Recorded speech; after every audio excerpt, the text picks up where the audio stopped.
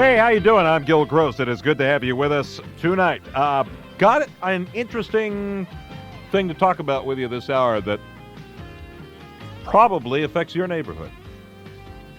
And you're probably not all that choked up about it. Maybe you are. Actually, it all depends. We'll get into that in a second. I'll explain what I'm talking about. First, there's a couple of things on the desk I want to get off the desk because I'm tired of looking at these faces. You got a desk and you got George Steinbrenner and Harry Connick Jr. staring at you, man. You want to clean off that desk as soon as possible. So who should we do first here? Steinbrenner? Steinbrenner. And this has nothing to do with the New York Yankees or sports. It has to do with the fact that, as you know, Congress and I aren't friends. We're not on speaking terms at the moment. So while they're looking for cuts in the congressional budget and the federal budget, you know what happened here? You know George Steinbrenner, you know where he made his money? In a shipyard. He built ships for a living. That's where Steinbrenner made the money to buy the New York Yankees, American Shipbuilding. So while they were saying, that there's not enough money in the budget and they have to raise our taxes, I know this is like a minor amount, but still, it gives you an idea of how Washington's really run.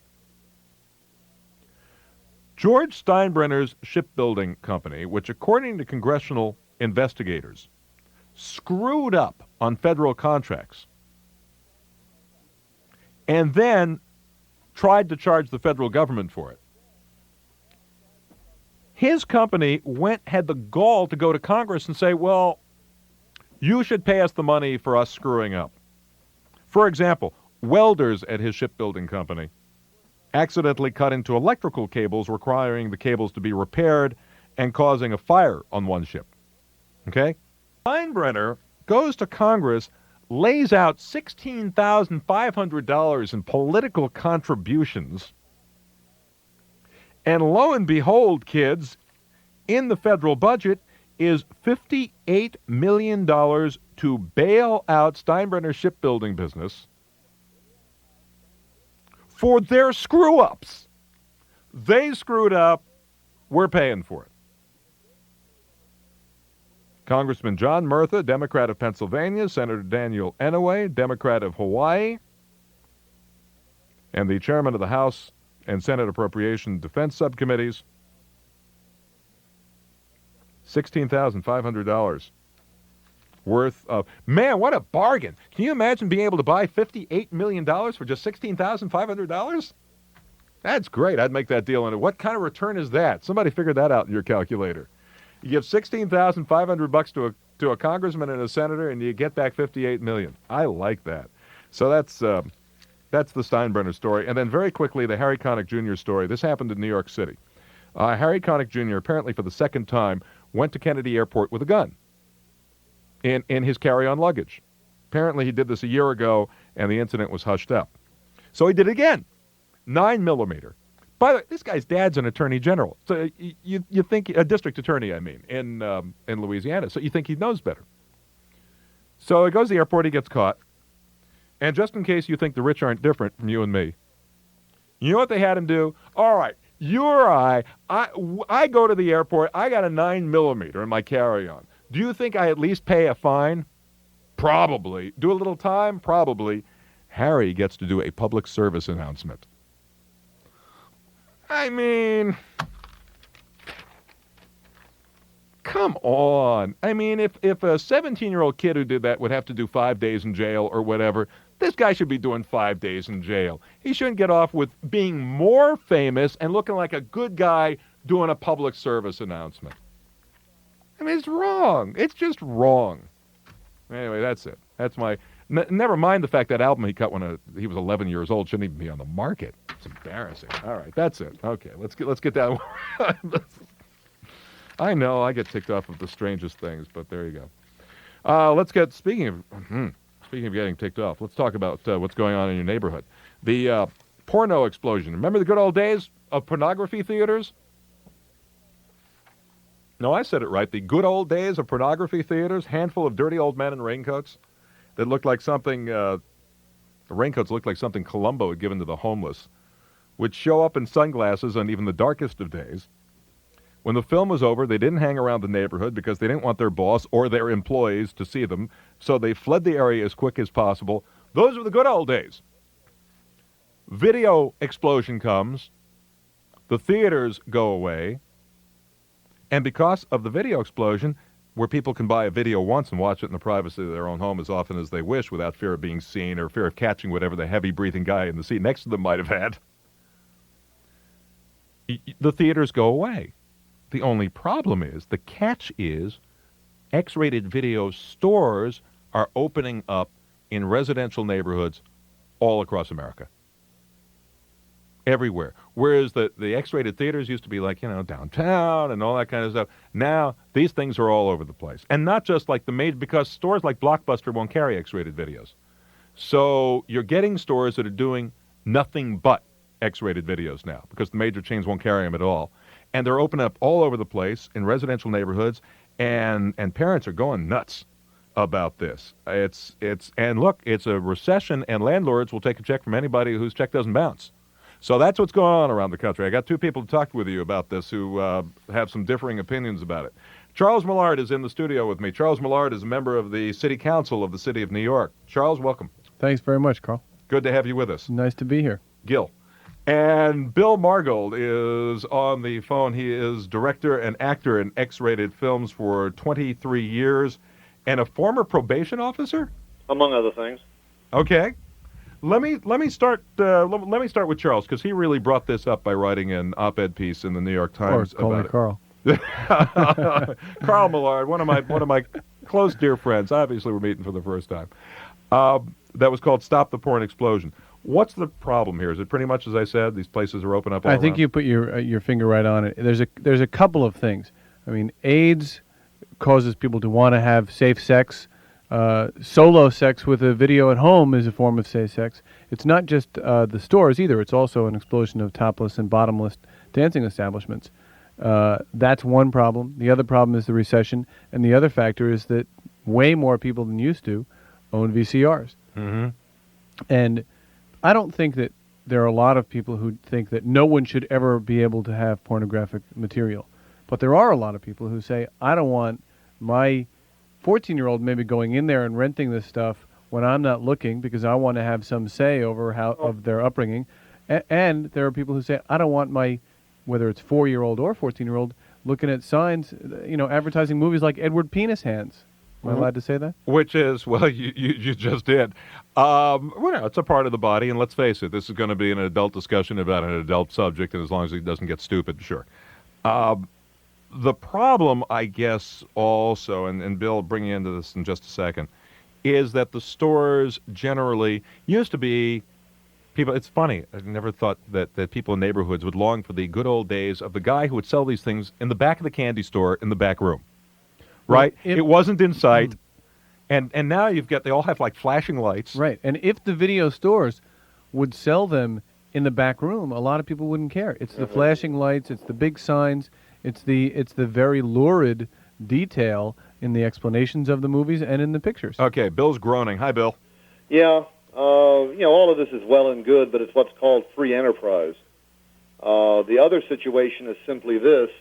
In a strange way, I side with Mr. Millard, and I would like a zoning situation enacted, because I've always felt that it's much better for the public to come to us rather than us to go to the public. I think by making us more of the resistible item of putting the carrot, so to speak, in front of the jackass that is society, you're bound to get, for lack of a better terminology, more profit. What Mr. Millard doesn't realize is that by the supposed oversaturation of these stores, we're enacting the elimination of these stores. They're slitting each other's throats in volume. The videos themselves have become a quantitative rather than a qualitative industry.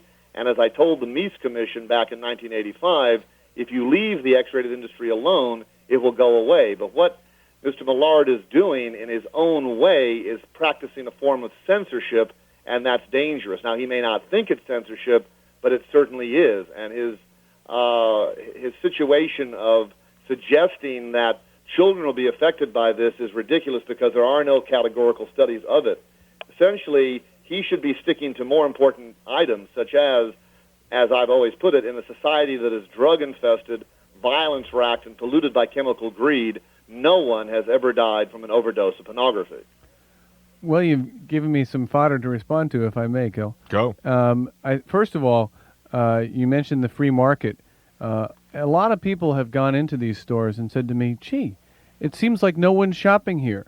And if you testified for the Meese Commission, you may have read their report, which indicates very clearly that there is an overwhelming influence of organized crime in the pornography industry. And that influence, I don't know that I see it in stores that open up in neighborhoods but do no business, but it certainly is a genuine influence.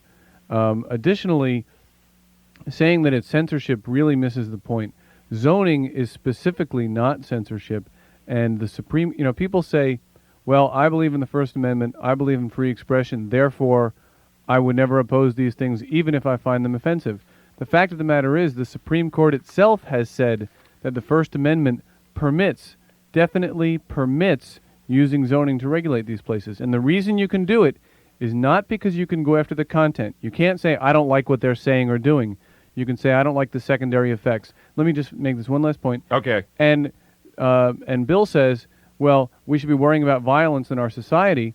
One of the things you can regulate is the increased crime and prostitution that results. And we shouldn't be surprised when we see these kinds of videos that glorify violence against women, that we end up with prostitution and more crime. The thing about nobody in the stores, I got to clear something up here because the rest of us are kind of sitting here who've never testified before the Meese Commission going, huh?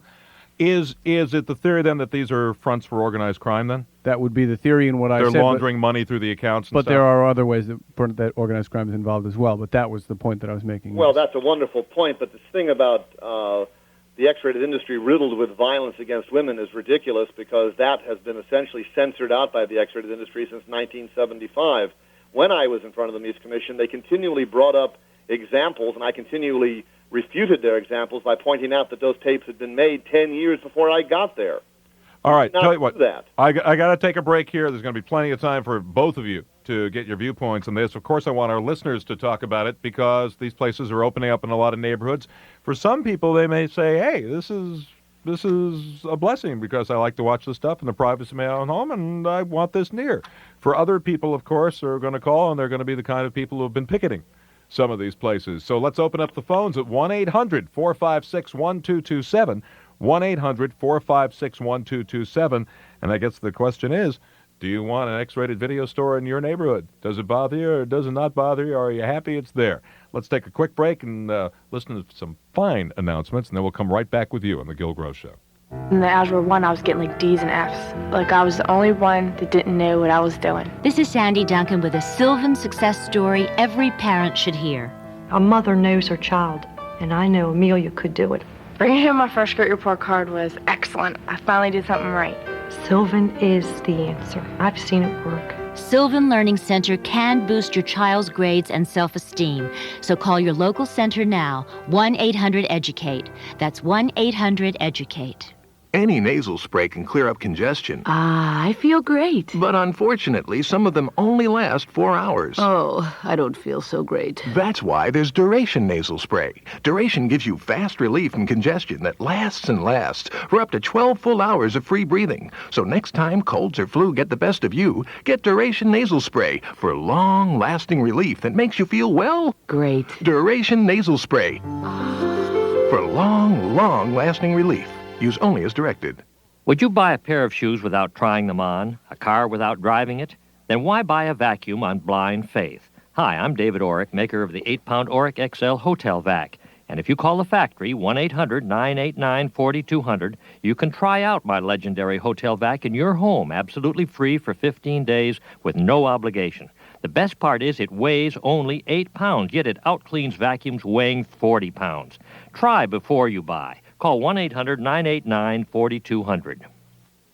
The date. You and your date have just finished a pepperoni and anchovy pizza, and your breath isn't a little wild. It's really wild. Don't get upset. Get Clorettes. For over 40 years, no other breath freshener's been more effective than Clorettes. So just pop a couple in and relax. Your breath will be out of the jungle in no time. When your breath's really wild, get Clorettes in both gum and mints. Live your life the healthy way. Give your body a break. Eat right today. Good nutrition helps you feel okay when you eat your way to good health. Don't forget your fruits, cause they're good for you. Your veggies will keep you feeling brand new. Eat whole grain breads, it's a thing to do. To eat your way to good health. Fruits, here's what you should know. Perfect for snacks when you're on the go. Munch a bunch of bananas, try a peach or a pear. You can buy on a bread muffin anywhere. Vegetables, now here's the scoop. Frozen or fresh in a salad or soup. Stir-fried veggies can be a real treat. Saute or steam them, you don't have to repeat. Eat your fruit, your veggies, and your grains today. An apple a day keeps the doctor away. Eat your way to good health, Eat your way to good health. This message brought to you by this station and the National Cancer Institute. Today is a lot like yesterday. Business as usual, people hurrying around. Most of us in too much of a hurry to concern ourselves with old people who don't want to live, the homeless who are struggling to live, teen pregnancies, AIDS, illiteracy, drugs. Oh, it's overwhelming. It all seems so hopeless. But it's not. Well, not if everyone did just one thing, because that means millions of things, and that's how it'll get done. But it begins with you. It begins with you not saying, if I don't do it, someone else will. So you talk to someone who is lonely. Help clean up a neighborhood park. Report crimes. You can be one of the little answers to the big problems facing every community in America. And because there are more people than problems, things will get done. All you have to do is something. Anything. Now, to find out how, call the Points of Light Foundation at 1-800-677-7309. Do something good. Feel something real. A public service message from the Points of Light Foundation and the Ad Council.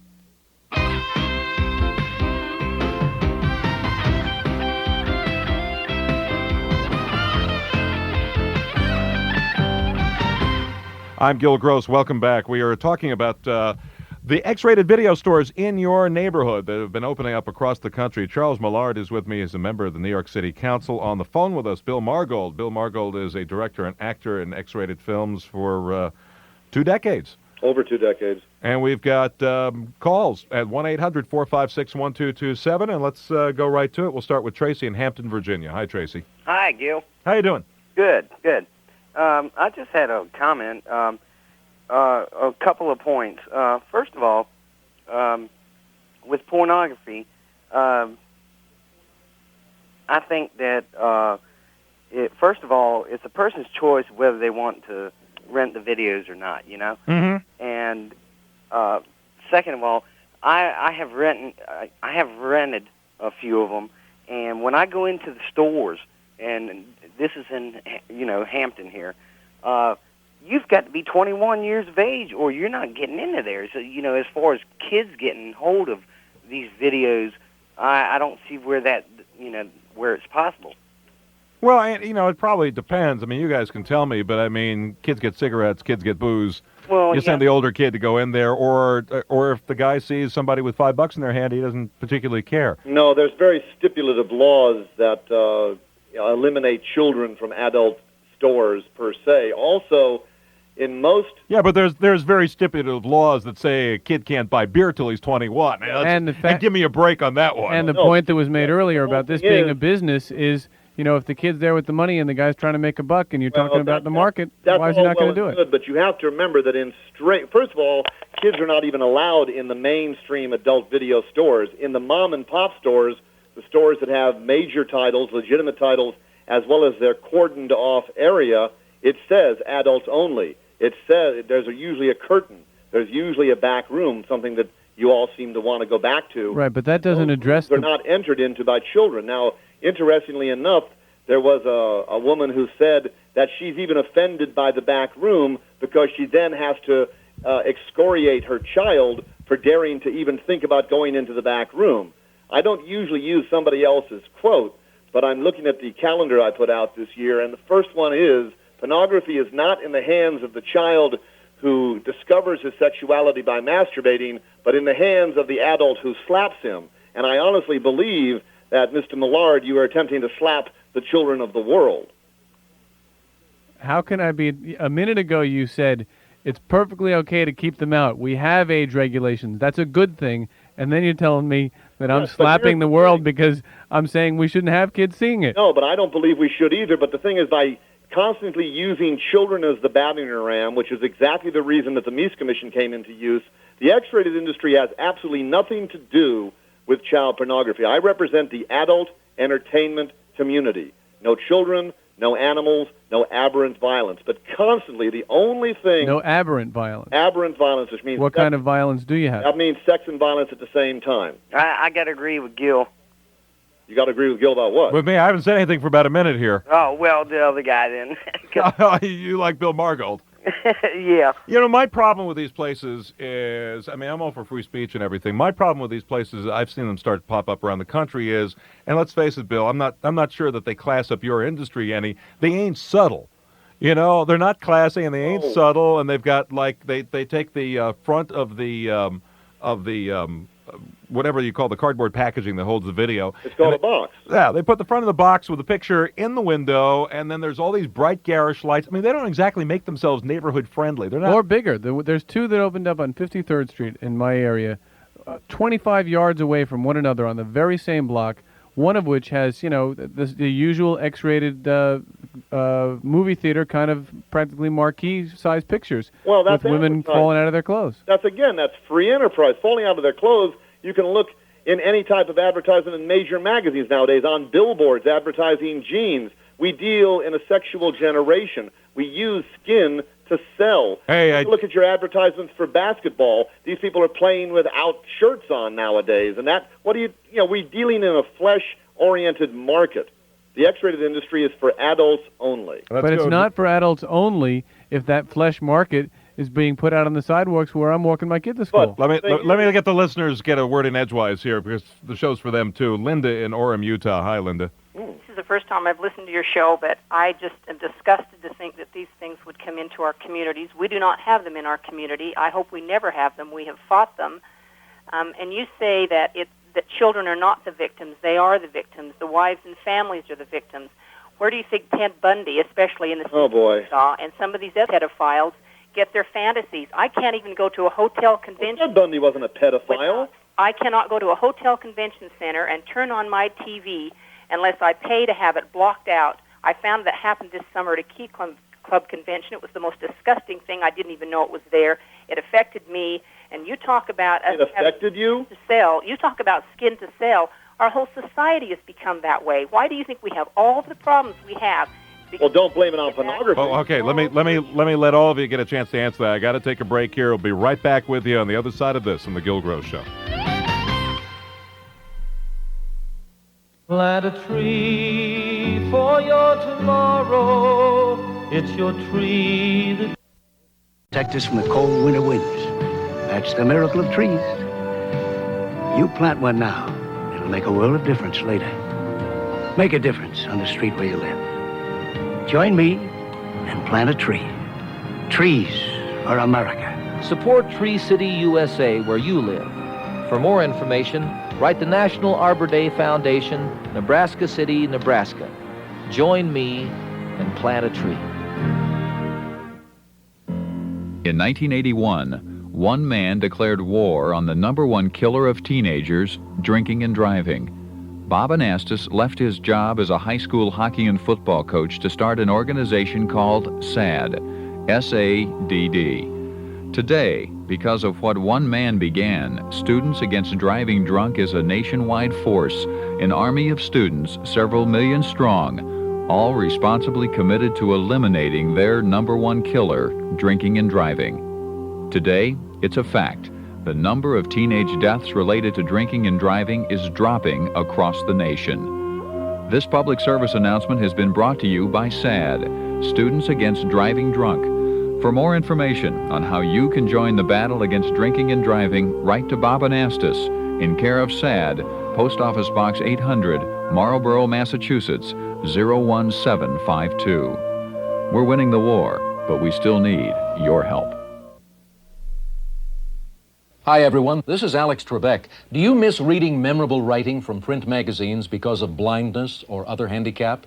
If so, Choice Magazine Listening, a service of the nonprofit Lucerna Fund, will send you special speed cassettes with 8 hours of unabridged selections from your favorite magazines, 6 times yearly, completely free of charge.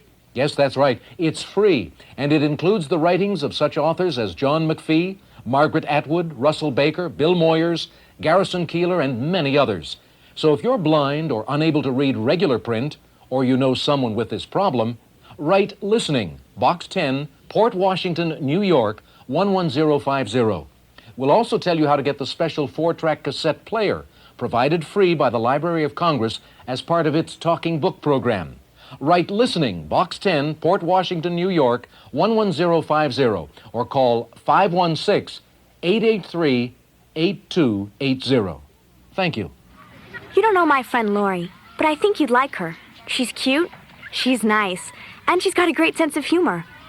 But the way some kids act, Lori might be from outer space, just because she has epilepsy. If you have a distorted picture of kids with epilepsy, listen. You know, epilepsy doesn't make Lori a creature from another planet. She's a regular kid, and really fun to be with. But some kids in our school won't give her a chance. Oh, they're polite, but they kind of avoid her.